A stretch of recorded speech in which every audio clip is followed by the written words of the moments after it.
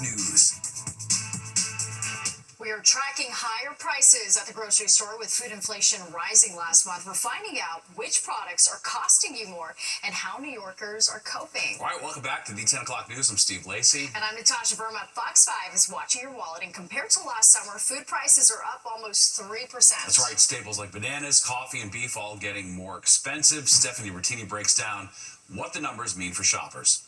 The price of groceries is up across the nation. This man from New Jersey says his household is getting creative when it comes to managing the growing grocery bill. It's sad. We do as much as we can. You know, each store has different prices for different things, so you select places where you're going to buy it. You're shopping around? I shop around for sure, definitely. According to the Consumer Price Index, food prices increased 0.2% from June to July and 2.9% from July 2024. Every time you come to do shopping is more and more and more Stressful? stressful. A lot. You feel it, right? Yeah, you feel it. Feel it in your pocket. Food prices remain a primary concern for millions of Americans across the country. Food economist David Ortega is painting the picture in the numbers. Things like bananas went up in price 2.1% just from July to August, and that is 6.6% higher than they were a year ago. The price of tomatoes is up 4.5%, again, just over a single month. Things like the price of coffee has gone up by more than 4%, and coffee specifically is almost 22% more expensive today than it was a year ago. Beef is another example. Ortega says there are a number of factors. Starting all the way back with the COVID-19 pandemic, we saw the supply chain disruptions. Then we had Russia's invasion of Ukraine that affected commodity prices. The bird flu has affected poultry and egg markets. But most recently, we've seen the effects of some of the policies, specifically when it comes to tariffs. All of it creating uncertainty for consumers. I definitely look at prices. I still buy the same amount just because, it's just me. So. But it got your attention. Yeah, it definitely got my attention. Yeah, it's outrageous. And for, single moms and with kids, it's like we got to stretch out the little bit that we get. Stephanie Bertini, Fox 5 News. City officials warning about a possible measles exposure. 2 cases have been identified, one in Soho, the other on the Lower East Side. The health department has reached out to businesses that the measles patients visited in those neighborhoods. Health officials say the risk to the general public is low due to the high vaccine rates among New Yorkers. Well, support is growing behind a policy known as daylighting. That's when parking spaces are eliminated within 20 feet of an intersection to make it safer for pedestrians and cyclists. Well, a group of city council members and the public advocate are now backing a bill that would create these safer intersections citywide. And for the bill's sponsor, this issue is personal. It's extremely personal for me because I've lived my whole life with my mother who was hit by a vehicle when crossing on her right of way on a green light in New York City. And that vehicle left her with severe damage for her shoulders, her back, and her neck. She's had 2 surgeries, and even then she hasn't fully recovered. 23 local community boards have now passed resolutions in support of daylighting. Some opponents object to the loss of parking spaces and say that removing parking spots could actually encourage drivers to make faster turns. Well, how do you teach your kids the value of $1 when instant cashless payments make spending money just mindless these days? It's a toughie. Fox 5's Jennifer Williams spoke to some experts about how parents can still teach old-fashioned financial literacy in a high-tech world. We don't want to limit children from interacting in the world because electronic payments are here and are part of, everyday life. But we do want to impose rules and guidelines. According to a Talker research survey of 2,000 parents, 72% say their kids don't understand money's true value now that it's gone digital. We have a responsibility as parents to also teach our children about the big ticket items so that even with that one click, they might think, oh, I can get that pair of sneakers or I can get that Apple iWatch. You have to save up money. You cannot just go purchase on your parents' credit card. The study also revealed nearly 1/3 of those parents have caught their children making unauthorized online purchases, with each incident averaging a whopping $170. well over the average monthly allowance of $100. I would say monthly 25. So I don't give allowances. I make them work for chores. So, yeah, I don't. $20 a week then? Kids aren't buying just video games and clothing. Parents are reporting that they are spending big money on tech like computers, smartphones, and smartwatches. Some parents have even reported that their kids have purchased stocks and cryptocurrency. They want it because TikTok or whoever is telling them they have to have it because the next person that they're all following, is getting paid millions of dollars to promote it. But I think that, again, as parents, it's our conversation to have with them. Put that in the cart and do not press purchase until mom or dad or our caregiver sees that purchase and says yes. Despite the financial risk, 23% of parents rarely monitor their children's digital spending.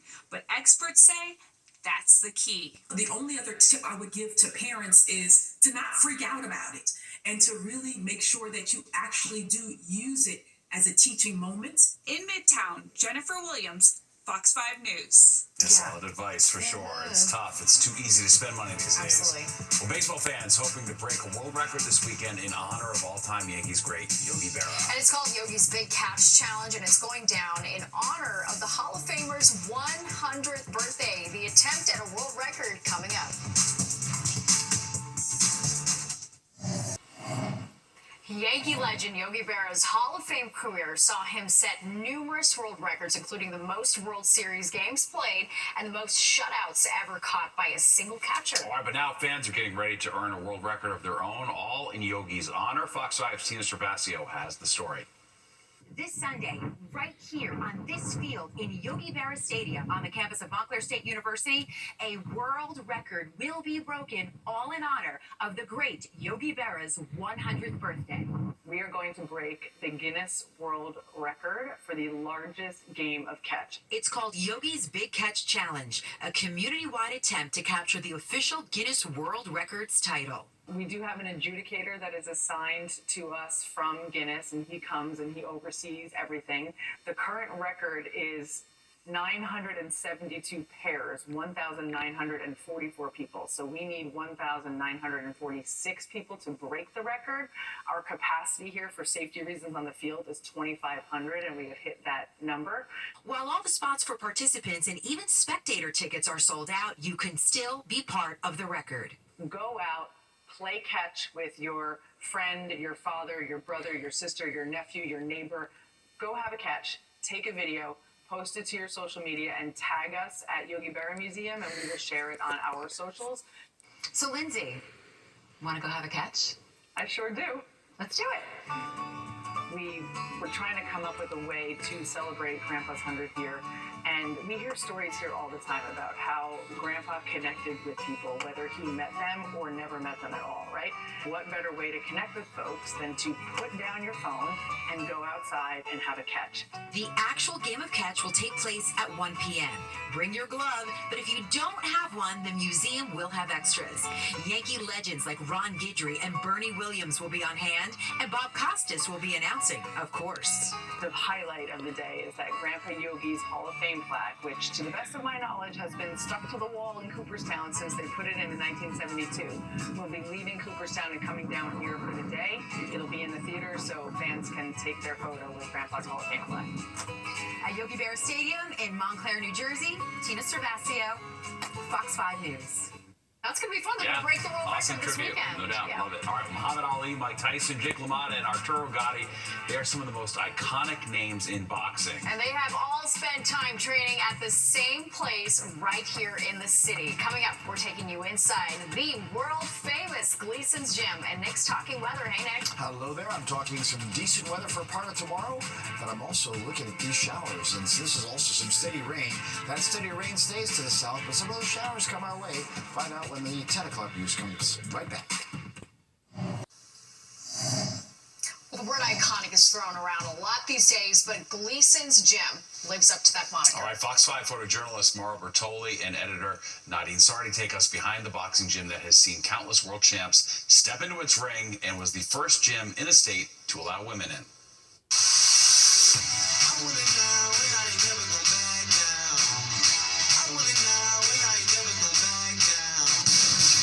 Hi, Hi, welcome to Gleason's Gym. My name is Bruce Silverglade. I'm the owner of Gleason's Gym, and I've been the owner for the past 43 years.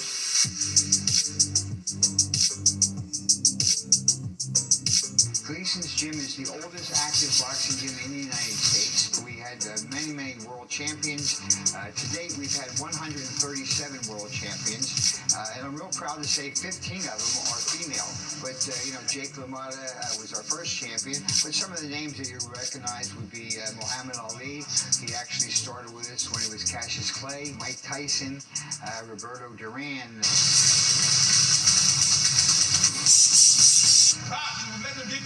Back in 1937, up through probably the early and mid 80s, we only had professional fighters and amateur fighters. That was it. No women were allowed in the gym. So what do you want me to do? Box. You don't box here. You box. Today, it's a completely different situation. We were the first gym in New York to allow the women. Women come into the gym and say, listen, I don't know how to box, teach me. Step over half pivot. Step over half pivot. And you start teaching them right away. All the men come in being macho. They try to tell us that they know how to box, and it takes us a couple months to break them down. Don't rush your practice in now. To where the women start in the first day. Lean in, look at those shots. Just look me, right. Right hand on the top. Nice. What makes you want to box? Pain, like rough past, Every boxer has a past. Everybody has a story. I'm a model, so it was kind of a plot twist. A lot of people were surprised to see that I was going to take boxing further. They thought that I would mess up my face. It's taught me how to be strong physically and mentally.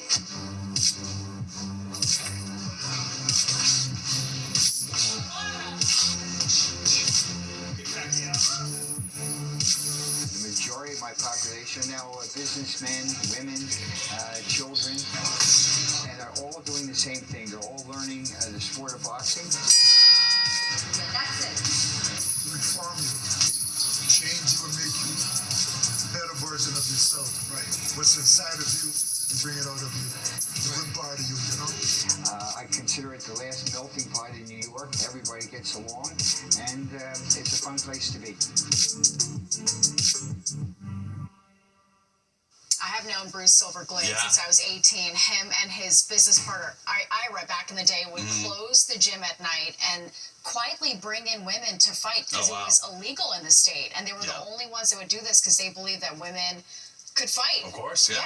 Women, and women can fight. Have a right to defend themselves, it's right? Amazing. And they can, So I love Gleason's Gym. If you haven't gone, it is like, Nick, this is like such a gritty, no frills gym. Like it's a great place to work out. I mean, it looks it just by that video, right? Yeah, I mean, it's there amazing. you go. And again, a good boxing is an incredible workout. You'd be It's exhausted. so tough. Oh my goodness. Yes. Well, hopefully you've taken advantage of this nice weather. Maybe done a little outside exercise because it was beautiful over the weekend. You're in the low 80s in the area yesterday. We almost made that today. 79, 66. So above average by a little bit. And we'll be right about average tomorrow. And we'll take a little step back on Wednesday. Warms right back up again, end of the week. 92, 44, the record's at 44. 1873. Right now, 69. We do have a bit of cloud cover, mostly mid to high clouds. Winds out of the east. Humidity is up just a little bit, but not bad. 30, 23, and the pressure holding steady. All right, so we have temperatures that have dropped into the mid-60s out by East Hampton and Islip as well. 67 at the shore, then high 60s to Midtown, low to mid-60s Hudson Valley. There's Sussex, New Jersey, holding on to about 60 degrees right now. Again, the wind's either calm or it's mostly an east wind. That sticks around tonight, 5-10 miles an hour. Might bring a little patchy, little moisture, maybe a little cloud cover overnight, and a little patchy fog, too. Low 80s for highs today, so hanging on to summer for one more week. 83 at Newark, low 80s, Sussex up towards White Plains, Poughkeepsie, even out to Islip, up to Hartford at 80 degrees today. Boston a little bit cooler, had the wind off the bay. They were in the lower 70s, but we had 81 at Albany, mid-80s Philadelphia. And wow, watch you see these temperatures as we go westward. We're talking summer heat continues. 89 Cincinnati, was 93 Nashville today. Chicago even, and Detroit checking in the lower 80s. All right, view from the satellite. Some clouds coming up. from this storm center that's off to the south. And that storm center is going to kind of creep up the coast here in the next 2 days, and the result will be eventually some showers out of that, but the steadiest and the worst of that moisture will stay down here along Virginia, down in towards the Carolina coastline. But like I said, you're going to see here in our future cast, we'll start to see some of those showers in parts of the area by tomorrow afternoon, particularly south of the city. Out the door in the morning, 50s to lower 60s. Again, some cloud cover in spots, little patchy fog. Then it's sun and clouds for the day. We should get back to the mid and upper 70s. Again, this is about 3 o'clock. We'll start to see some showers into central parts of New Jersey, and we'll see some more on Wednesday. Again, this is not going to be a lot of rain, just scattered showers here and there Wednesday morning on into Wednesday afternoon, but they're probably going to continue to threaten the area Wednesday night on into Thursday morning as well. Boaters, tough day tomorrow. Winds northeast 15 to 25, 4 to 8 foot waves on the ocean. So small craft advisories up, and it's, of course, going to be a high rip current risk day with those kind of waves and wind. All right, 63 in the city, 50s to about 60 in the suburbs, a little patchy fog. For tomorrow, we'll see temperatures get to about 77. And again, just that afternoon shower threat comes into the forecast at that point. And you'll see here in our 7-day, hopefully so. There we go. Those showers will be in on Wednesday, about 70. They'll last into Thursday morning, but we get to 80 Thursday afternoon, 84 Friday. Nice weekend into the lower 70s, and fall will officially kick in here next Monday at 2:19 p.m. Week of summer. All right. Yep. Even Make more. it count. Yep. All right, Nick, thank you. A local children's hospital has a new high-tech helper. That's right. Robin the Robot, putting smiles on patients' faces and helping them get through their hospital stays. We will make the introduction next.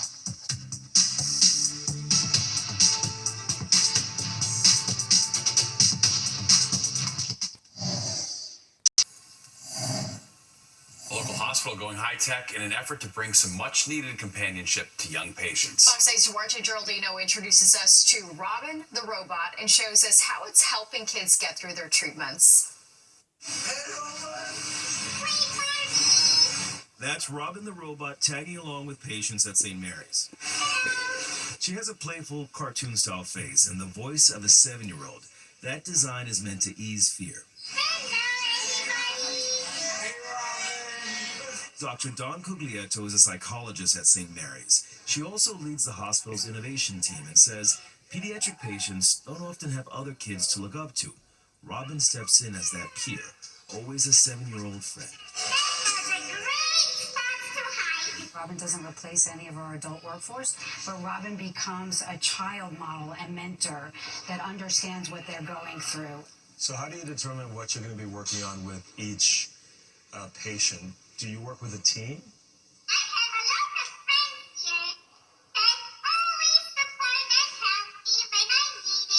Do we think we should get a pizza for lunch like Robin made for us? Those friends include the staff at St. Mary's and the California company called Expert Technologies. Together, they operate and program this socially assistive robot. When you think about the physical form the robot takes on can evolve and expand.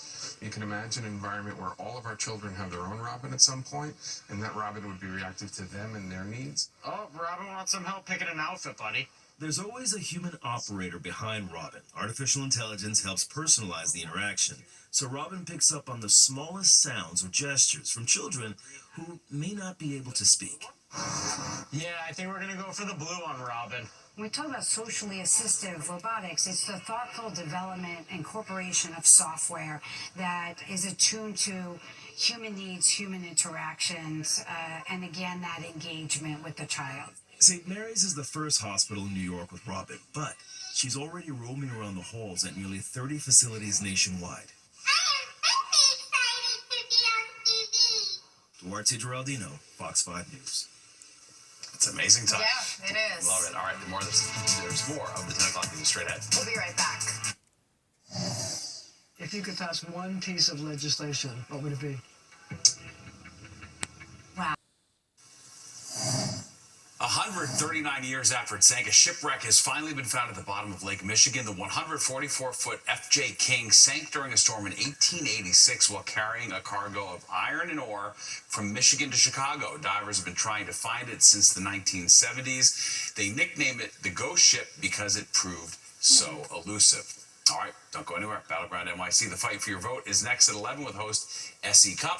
And then stick around for Good Night New York with Crystal Young and Ryan Christopher at 11:30. All right, that does it for us tonight. If you've missed any part of the 10 o'clock news, you can always catch an encore on our free streaming app, Fox Local. We can stream our newscasts anytime. Have a great night. We'll see you tomorrow.